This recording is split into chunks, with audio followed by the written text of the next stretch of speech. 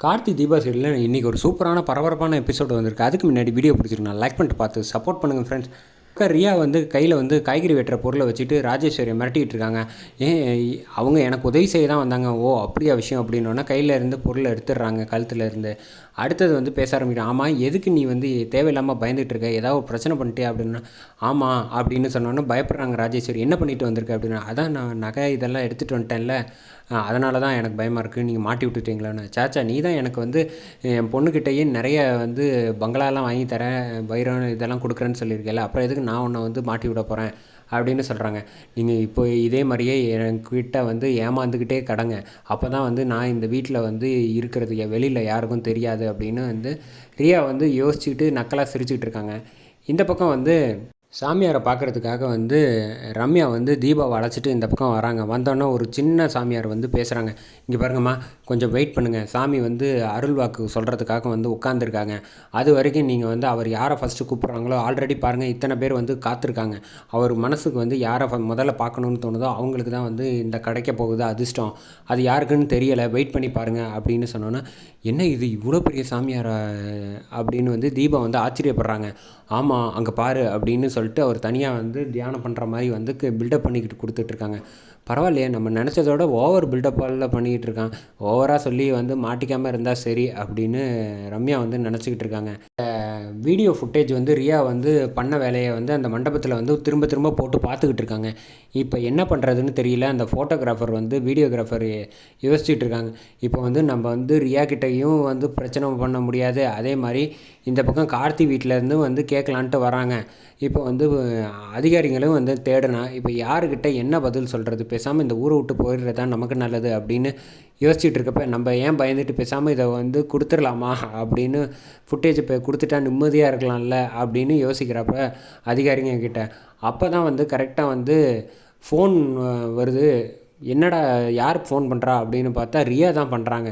ஆமாம் என்ன பண்ணிக்கிட்டு இருக்க அப்படின்னு கேட்டோன்னே, யார்மா நீங்கள் எதுக்கு தேவையில்லாமல், நான் தான் ரியா பேசுகிறேன் அப்படின்னோன்னே, நீங்களா அப்படின்னு, பரவாயில்ல அப்போ என்னை இன்னும் நீ மறக்காமல் தான் இருக்க, சரி அதெல்லாம் போகட்டும், உன்கிட்ட அந்த இருக்கிற ஃபுட்டேஜை வந்து முதல்ல டெலீட் பண்ணு, அதெல்லாம் பண்ண முடியாது அப்படின்னு சொன்னேன்னு வச்சுக்கோயேன், உனக்கு தேவையான காசு எல்லாத்தையும் நான் கொடுத்துருவேன், அதை விட்டுட்டு நீ வேறு ஏதாவது பண்ணேன்னா பக்கத்தில் அபிராமி பக்கத்துலேயே உனக்கு ஒரு பெட்டை போட்டு அங்கே இருக்கிற மாதிரி பண்ணிவிடுவேன், அப்புறம் என்ன விஷயங்கிறத நீ தான் முடிவு பண்ணிக்கணும் அப்படின்னோடனே, சரி நான் ஒரு 10 நிமிஷம் கழித்து ஃபோன் பண்ணுறேன், என்ன முடிவு பண்ணுறேன்னு சொல்லிட்டு எனக்கு கால் பண்ணு அப்படின்னு ஃபோனை வச்சிடுறாங்க. இப்போ என்ன பண்ணுறதுன்னு தெரியலையே அப்படின்னு யோசிச்சுக்கிட்டு இருக்க அதே சமயத்தில் இந்த பக்கம் கரெக்டாக அவனோட ஃபோட்டோகிராஃபர் வீட்டுக்கு வந்து காலிங் பெல் அடிக்கிறாப்புல நம்ம ஆனந்தும் அருணும் 2 பேரும். யாருன்னு பார்த்தா இவங்க 2 பேர் எதுக்கு இங்கே வந்திருக்காங்க அப்படின்னு ஒன்றும் புரியாமல் முழிச்சிட்ருக்காங்க. அந்த சமயத்தில் தான் கரெக்டாக வந்து அதிகாரி போலீஸும் ஃபோன் பண்ணிடுறாங்க.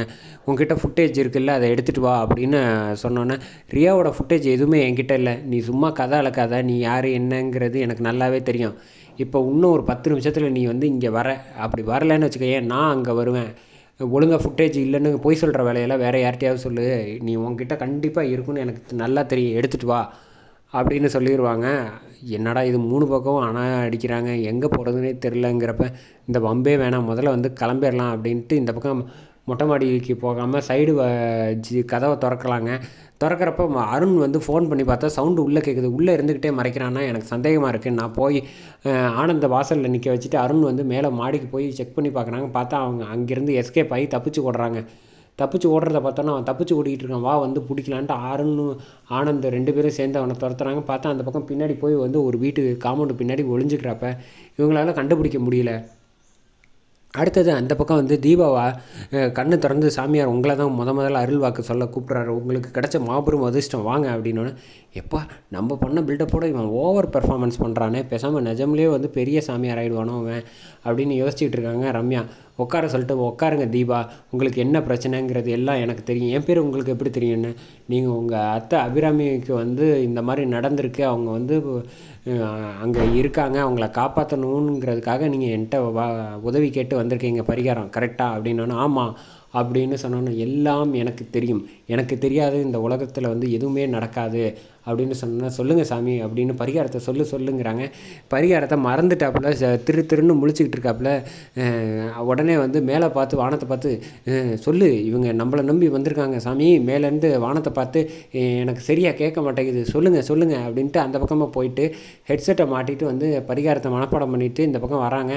வர்றப்ப வந்து பயந்து நடுங்கிறாங்க ரம்யா.